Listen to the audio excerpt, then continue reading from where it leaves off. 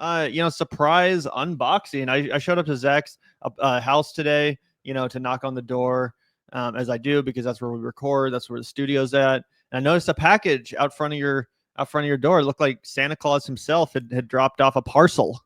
Yeah, it's funny. I was like, I saw Gavin holding it, and at first I was like, oh, that must be something Salisa ordered, because I didn't fucking order anything. And then I look at it and it says the Vanguard. And then I was like, oh, it must have gotten sent to Gavin's house. Apparently it got sent to my house. I'm looking at the address. That is my address. It says it's from the Majority Report store. So we'll go ahead and do a little bit of an unboxing. Hopefully it's not a bomb. oh no, it's a skull. It's we were sent a human shit.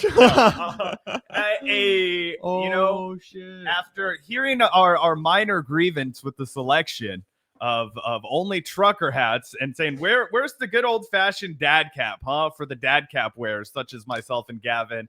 And it looks like they may have delivered just in time for us to wear these on our live stream today. Hell yeah. I don't usually wear hats on the show these days, but it's actually matching my shirt quite well with the black background and the white lettering. I had no idea that I was going to be putting this on today, but it actually does match my outfit quite well. So shout out to Sam and Emma.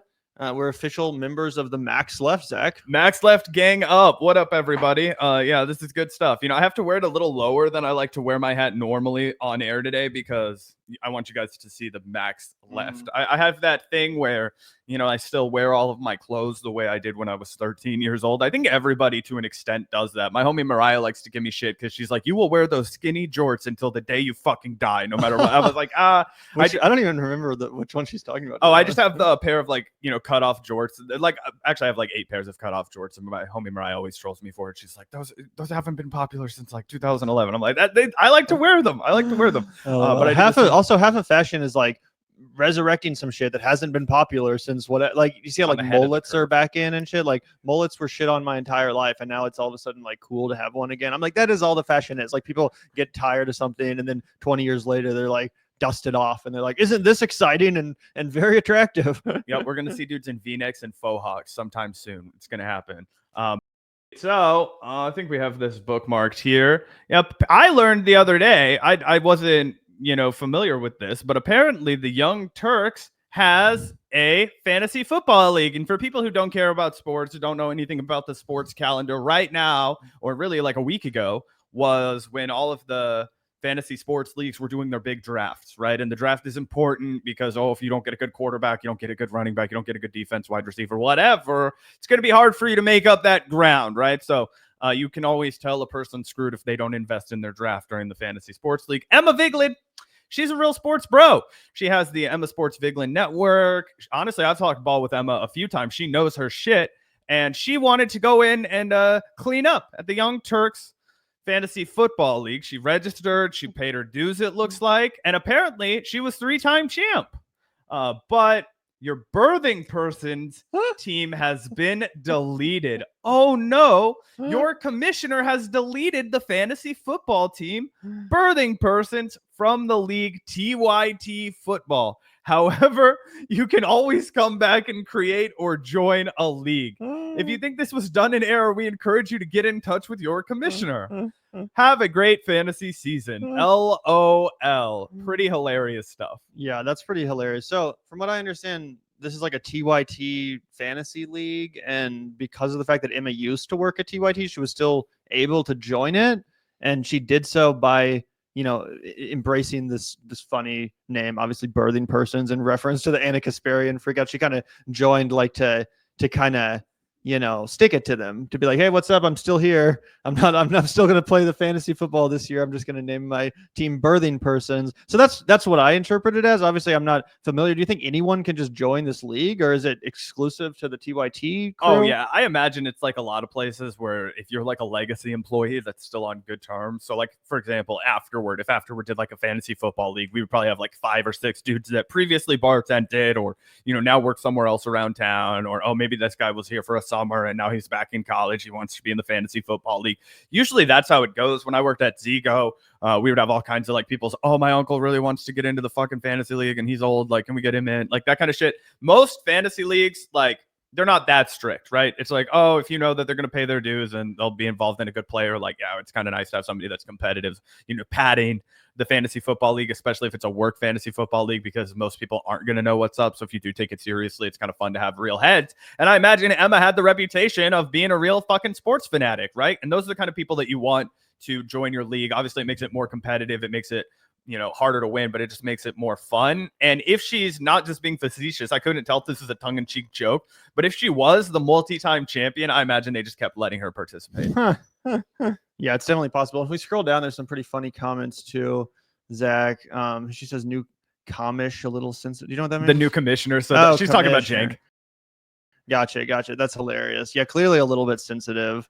And that's also funny, Zach, because, Cenk could interpret this, Cenk and Anna, frankly, they could interpret this as like, okay, like it's not that deep. Even despite everything, Emma Vigeland is still willing to play fantasy football with us. And she's even, like making fun of the fact that we had this stupid argument over the birthing persons thing. Like, it's not, I don't actually interpret it as much of a real shot across the bow. I think it's a joke. I think Emma Vigeland is being good natured. She's clearly a chill lady. She doesn't hate Cenk and Anna. She doesn't sit around fucking stewing about this bullshit.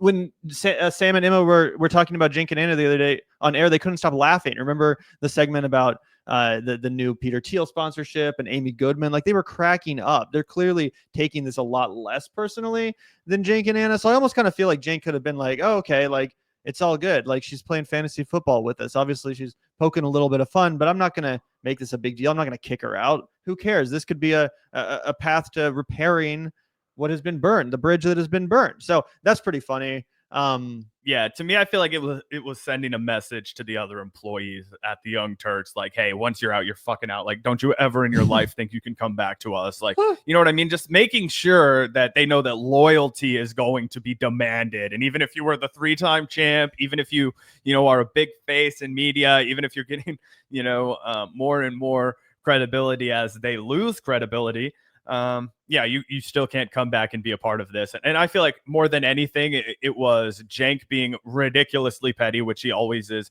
and 2, making sure that he doesn't allow a situation where Emma becomes popular again with his staff. It's like, hey, you might think it's cool to hang out with Emma. You might actually like Emma. You might say something nice about Emma. You might get angry at us if we said something mean about the Majority Report when they were mean to us. Just like, we're not having any of that. I'm afraid of, my base being exposed, or not my base, although my employees being exposed to Emma, and her critique of the network. So I want to make sure that we don't do that at all. Yeah, 100%. Pretty funny stuff, though. Obviously, Emma, just an innocuous fucking joke. It's not, she wasn't being mean. She wasn't doing anything other than just making a simple joke in a pretty harmless way. So that's hilarious. It's good to see that people like Mike Figueredo thought it was as funny as we did. But yeah, nothing really, crazy. I don't think Cenk even responded to that tweet or anything, but just a little funny jab. Yeah, 100%. And we also can take a look at this Morning Joe roast along that they did, and also Sam Seder reacting to MSNBC changing its name to, what the fuck did they even change it to? I already forgot. It sounded like they were trying to communicate with like a stroke victim, which I imagine is their target audience, but it was like, my what? It's MS Now. Yeah, which people have said looks like Ms. Now, so it's like, where's Mr. Now? Like, what the fuck is going on? But yeah, MS Now, which is freaking stupid. Even though MSNBC is a damaged brand, like, it's still a brand. That's what I think is crazy about all of this shit. Like, it still was a brand, and a brand, a recognizable brand, is everything, unfortunately, in this economy. Like, even in the film industry, an IP, it's everything. To get a movie greenlit, it almost has to have a fucking IP associated with it. It's just so much easier because people will more predictably gravitate towards and click on things that they recognize, that they have some level of trust in. So again, even with MSNBC being admittedly very damaged brand, at least it's a brand. At least it is a brand that people know and maybe at one point used to love. They could rebuild that brand with just a little bit of freaking work, with a little bit of polishing, with some new talent, with like a new fucking editor-in-chief, a new visionary behind the scenes who can, actually point them in the correct direction. They could repair, right? But, retitling your fucking whole network, your whole brand into MS Now, something that no one really knows about and just seems so generic, corporate, and broad. It completely, it's ridiculous. In fact, I predict that much like HBO Max, and 100%. remember how they transitioned into Max and then transitioned back into HBO Max? I think give it a year, give it 2 years maybe, MSNBC is going to come back. There's no way this MS Now thing is going to work in the long run. Oh yeah, no, it'll either just completely disappear and MSNBC will be over, or they will go back. And yeah, the technical name is My Source News Opinion World. That's what MS Now stands for. My Source News Opinion World. I'm like, that breaks my brain when I read it. I'm like, this is criminally bad branding. But let's hear from Sam and Emma. Yeah, this is interesting because obviously, Sam Seder was on MSNBC back in the day quite a bit. He infamously got like fired from MSNBC over that edgy joke, which was so stupid in retrospect. But also recently, Emma Vigeland's been invited on MSNBC a few times recently. In fact, when we met up with Emma and Matt in Brooklyn, she had just been on an MSNBC show the previous night, right? Yeah, it was Chris Hayes wasn't hosting it, but it was the Chris Hayes show. I can't remember who they had as the fill-in host, but they'd invited Emma on, and she did like a one-on-one interview spot. I think she's also appeared on CNN recently, so she's been getting a lot of cable news spots, and I'm sure that it's outraging Cenk and Anna for sure. Yeah, but either way, I mean, they definitely have. They're familiar with the people that are working there. Obviously, like I said, Sam, the Majority Report was on Peacock. Remember, Jimmy Dore used to love to bring that up. He'd be like, this guy with an MSNBC show wants to talk shit on me. MSNBC-er. Yep. So I am definitely interested to hear their perspective on this rebrand, which, like I said, is just maybe the most ill-fated rebrand I've ever seen in the fucking modern corporate history. At the end of the day, I think MSNBC ran a profit for them, but not in terms of their overall holdings, probably not huge. But this is a way for a couple of people at the top of these companies, Comcast and NBCU, to make a ton of money on the stock bumps. Essentially, it's all financialization of our economy. Nevertheless, I don't even see how this would result in a stock bump. Like if I was investing in companies, and if this doesn't seem like a sign of strength. This seems like a sign of weakness. This seems like a company realizing that they're in deep shit and almost in a desperate way, like they're backed against the wall. What the fuck can we do? I guess we'll change our name. Maybe that'll help. Like that would not sow trust in me as an investor. Yeah, I think maybe what would create a bump is the fact that people are like, oh, NBC isn't going to be saddled with MSNBC anymore because they're moving on. It's a separate entity now. Like NBC is moving on basically from them, which it was a weak platform. So potentially that could be responsible for the reverse, almost an inverse of that. Exactly what you said, because the MS Now thing is so bad. Yeah. People are like, well, honestly, they got rid of that dead weight. Now they might be a leaner company. Who knows? Weird. MSNBC is going to be untethered from NBC. They're going to have to drop the NBC part of their name. They're going to get rid of the Peacock logo. And they have chosen a new name. Do they talk about it in this? They do. Okay, you should listen to this. Branding's hard. Yeah. I made a movie called Who's the Caboose, which is probably one of the worst names for a movie ever done. Ever.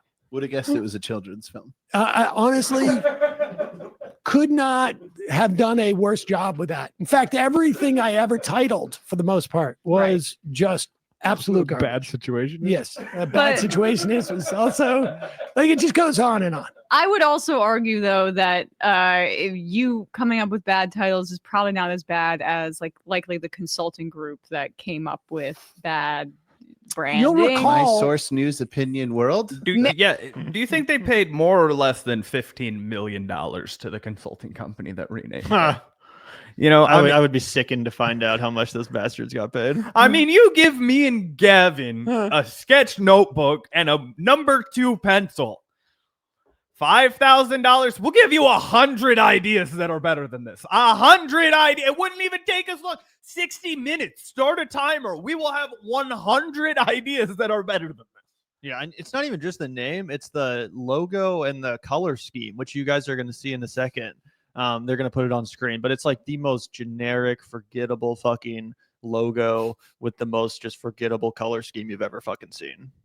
And Bad news? people made millions and bad millions of dollars off this. You'll recall we were on this program was licensed by MSNBC for their channel on Peacock, which at the time was called, of course, The Choice. I don't know. But here is Sorkin, Andrew Ross Sorkin, and Joe Scarborough, Morning Joe, talking about how things are about to get crazy over there now that they're unleashed from their corporate masters at NBCU and are now barely shackled by their corporate masters at Versant. All right, we have breaking news as it pertains to our network.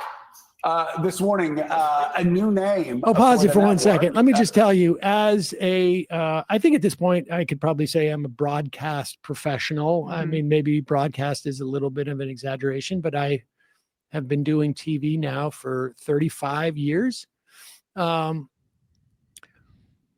you start a segment with that type of fake enthusiasm, Where you change your cadence.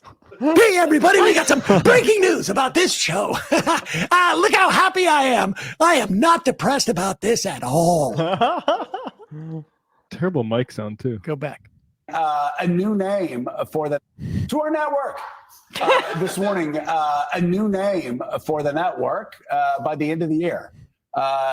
We will become MS Now, which stands for My Source for News, Opinion, and the World. And look, Andrew, they even have a graphic up. I like That, I shit you not, looks like some shit Andrew Yang would have put out. It does. Yeah, no, it looks like the Forward Party logo or something. And like, what's with the weird, like orange and violet color scheme? What the fuck is this? Like, it just looks like shit. Is that violet? Is that royal blue? Maybe it's royal blue. I don't know. From my maybe I'm colorblind. It looks low key purpley to me. But either way, whatever it is, it's not good. It kind of reminds me too of the like, remember when they used to back in the day there was Internet Explorer. Yeah.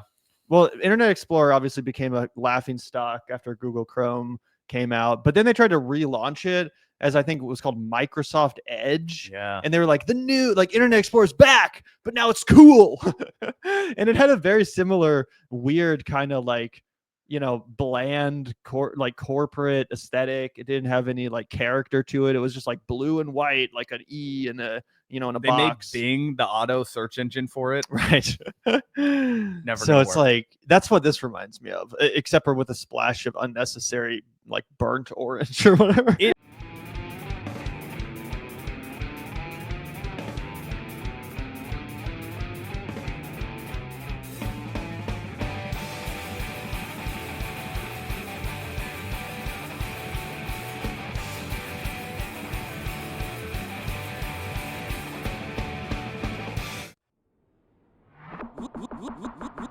Look out the door if you hear an ambulance. The Vanguard will be there, sir.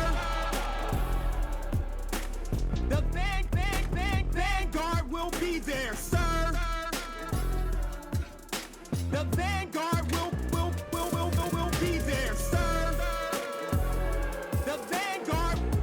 The Vanguard will be there. Be there.